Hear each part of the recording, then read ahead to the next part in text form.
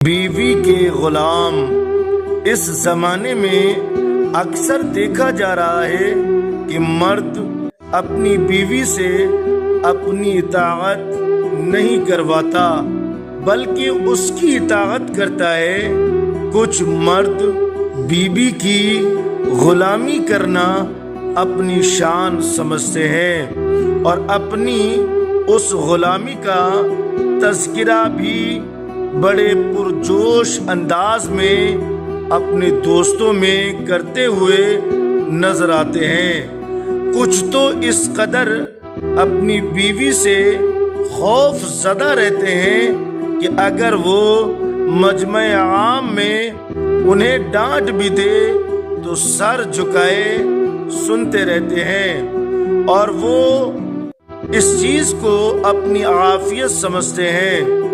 اللہ تبارک و تعالی قرآن کے اندر ارشاد فرماتا ہے الرجال قوامون علی النساء، ترجمہ مرد افسر ہیں عورتوں پر۔ اور حدیث پاک کے اندر نبی پاک صلی اللہ علیہ وسلم ارشاد فرماتے ہیں تعس عبد الزوجہ، ترجمہ بیوی کا غلام بد وقت ہے۔ امام غزالی رضی اللہ تعالی عنہ فرماتے ہیں کہ بزرگوں نے فرمایا ہے عورتوں سے مشورہ کرو لیکن عمل اس کے خلاف کرو، یعنی ضروری نہیں کہ عورت کے ہر مشورے پر عمل کیا جائے۔ یہی امام غزالی رضی اللہ تعالی عنہ احیاء العلوم میں نقل فرماتے ہیں کہ حضرت حسن بصری رضی اللہ تعالی عنہ فرماتے ہیں جو شخص اپنی بیوی کا متی بنا رہے کہ وہ جو چاہے وہی کرے تو اللہ تبارک و تعالی اسے دوزخ میں اندھا گرا دے گا۔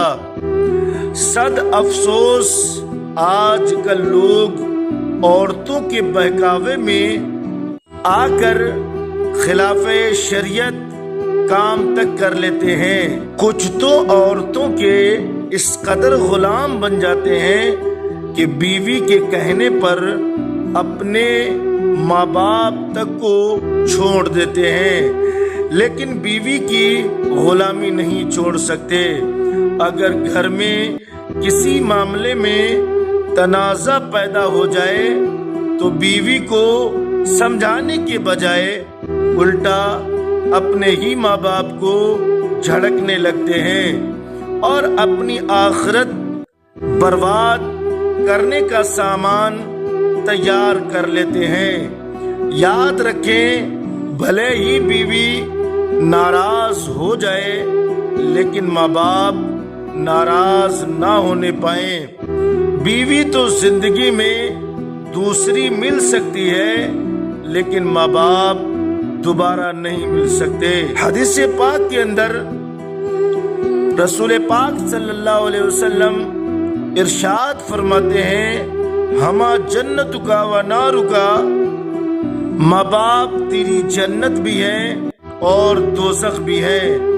اس حدیث کا مطلب یہ ہے کہ تو اپنے والدین کی فرما برداری کر تو جنت میں جائے گا اور نافرمانی کرے گا تو دوزخ میں جا کر سزا پائے گا۔